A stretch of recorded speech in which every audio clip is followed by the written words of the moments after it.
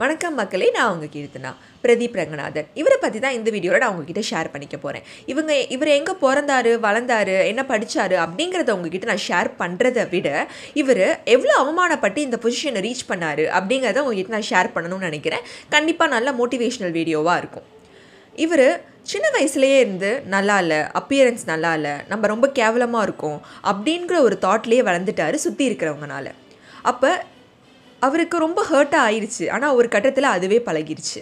அதுக்கப்புறம் இவர் கொஞ்சம் கொஞ்சமாக என்ன பண்ணுறாரு, இவருக்கு நிறைய இன்ட்ரெஸ்ட் இருக்குது சினி ஃபீல்டில். ஸோ உள்ளே வராரு, நிறைய ஷார்ட் ஃபிலிம்ஸ்லாம் எடுக்கிறாரு. அதுக்கப்புறம் இவரோட ஹார்ட் ஒர்க்கை கொடுத்துட்டே இருக்காரு. அப்புறம் கோமாளிங்கிற ஒரு பெஸ்ட்டான மூவியை ஆஸ் அ டைரக்டராக கொடுத்தாரு.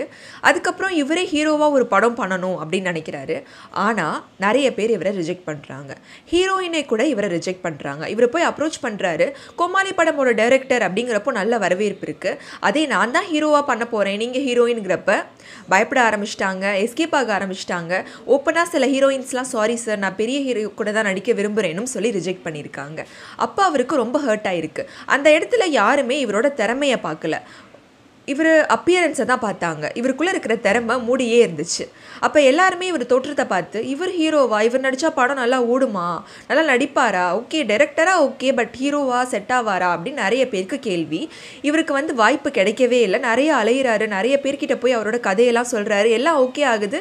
லாஸ்ட் மினிட்ல இவர் தான் ஹீரோன்னு கேட்டோன்னா சாரி எனக்கு டேட் இல்லை அப்படின்னும் டேரெக்டாக சொன்னது இவருக்கு நிறைய ஹர்ட் ஆகுது.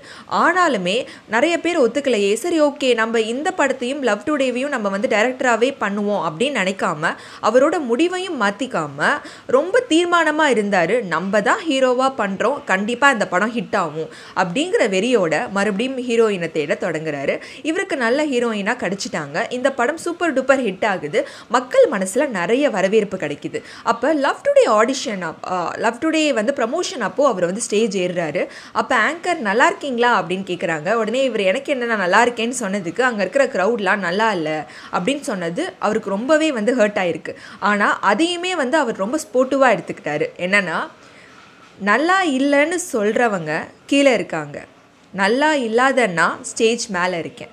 இதுதான் என்னோட உழைப்பு, என்னோட திறமையை நான் நம்புகிறேன். எப்போவுமே ஆரம்பத்தில் ஒருத்தவங்ககிட்ட நம்ம போய் பேசுகிறோன்னா அவங்களோட அப்பியரன்ஸை போய் நம்ம பார்ப்போம்.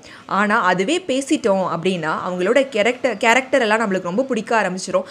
அவங்கள நம்ம அதிகமாக நம்ப ஆரம்பிப்போம், அவங்களுக்கு நம்ம பிடிக்க ஆரம்பிப்போம் அப்படிங்கிறத அவர் ரொம்ப ஸ்ட்ராங்காக நம்பினார்.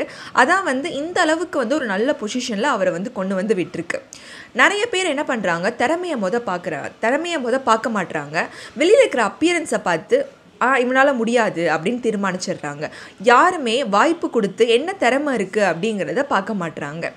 ஆனால் அவருக்கு கஷ்டப்பட்டு அந்த வாய்ப்பு கிடைச்சதுக்கப்புறம், அவர் திறமையை காமிச்சதுக்கப்புறம் தான் இந்த உலகம் நம்புது, ஓ இவருக்கு திறமை இருக்குது அப்படின்னு.